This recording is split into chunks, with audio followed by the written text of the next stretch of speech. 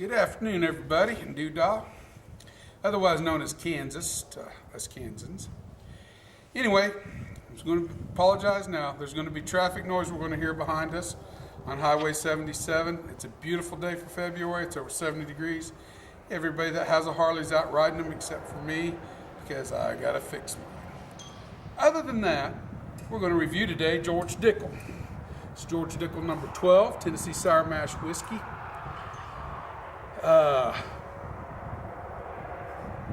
It is the Tennessee sour mash process is different than the Kentucky process as they filter it through charcoal, maple charcoal.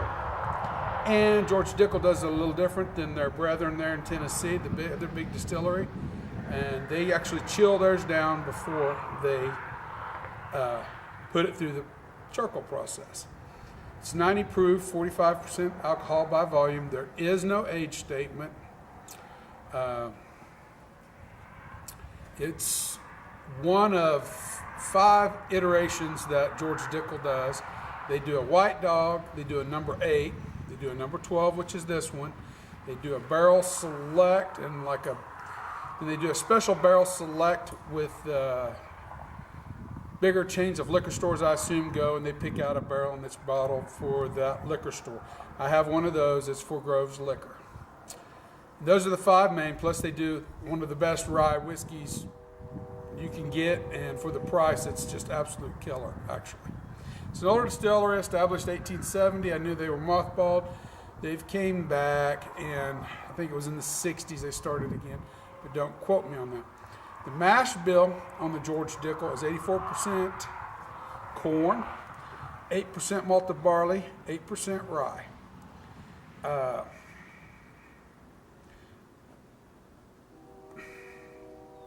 Working Man's Whiskey. I cannot think of the guy's name right now off the top of my head. If you'll go to his review, number 30, and it's on the George Dickel 8, he gives a very good overview on George Dickel and the history. His overview is very good. There's no sense in me going into it. I won't be able to cover it as well as he did. So I encourage you to go over there to Working Man's Whiskey and watch his. That being said, I think we're ready. It is cork top. I've had it open about a week, a little more than a week.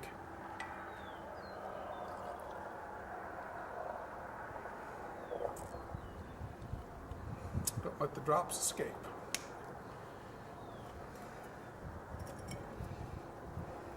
Thought I'd do this one outside, so it's beautiful today. It's a very beautiful day. We get a dark amber, almost a slightly burnt honey color. It's a very dark whiskey. It's a very thick, it's a viscous, very oily whiskey. And I find that interesting. There's an interesting side note to that. In Scotland, they run theirs through a filtering process. And when they chill filter theirs, the way I understand from what I've heard, and correct me in the comments if I'm wrong, they lose some of the oils that are essential and some of the flavors that come along with those oils.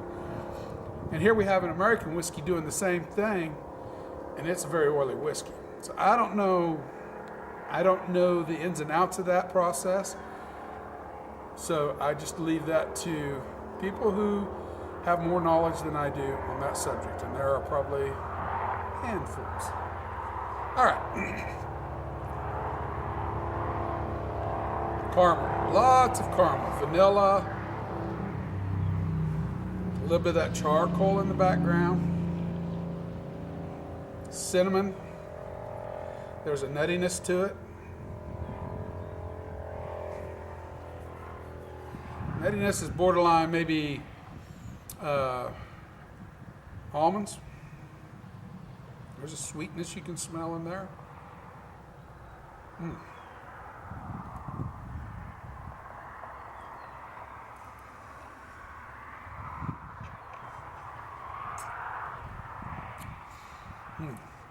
It really rests on the sides of the tongue real good. Front of the tongue brings the sweetness.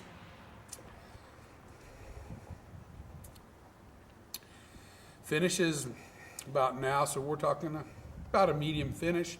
Good mouth coating. Caramel. Loads, waves of caramel. Gives you the vanilla, a little cinnamon in the background. The nuttiness, almonds, cashews, think of that in your nuttiness there. A little brown sugar. A little brown sugar, and the sweetness interacts with the nuttiness. It gives it a very good flavor. It gives it a very good palate flavor. Finishes well. There is a little citrus in the very back of the finish. I think maybe a sour apple bringing it in. Not a bitter sour apple, just a slight sour, sweet apple.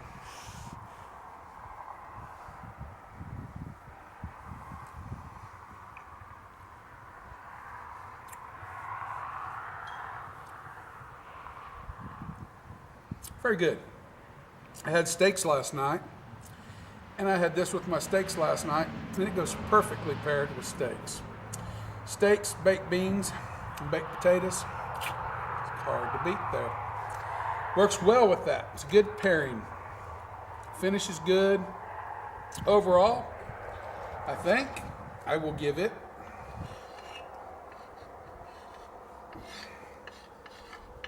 an 85 out of 100.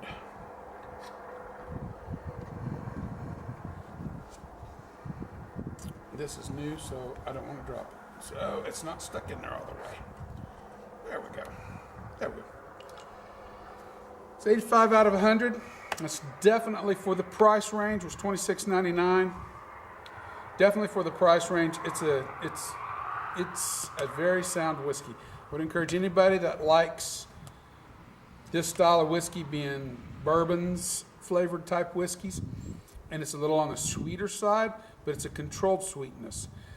A lot of the same flavors, not necessarily the same exact flavors, but a lot of the delivery that I get with this whiskey, I get with the Gentleman Jack as well. They're different, but I'm just talking about the sweetness and the flavor palette and the flavor delivery. So, if you like Gentleman Jack, I think you would like this. It's going to be a little bit more spicy than Gentleman Jack, but other than that, it's really good stuff.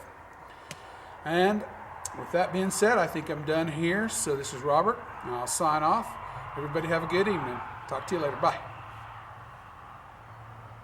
Cut. This is a beautiful day in Doodall. What goes good with a little whiskey in the evening? Steaks, beans, and potatoes.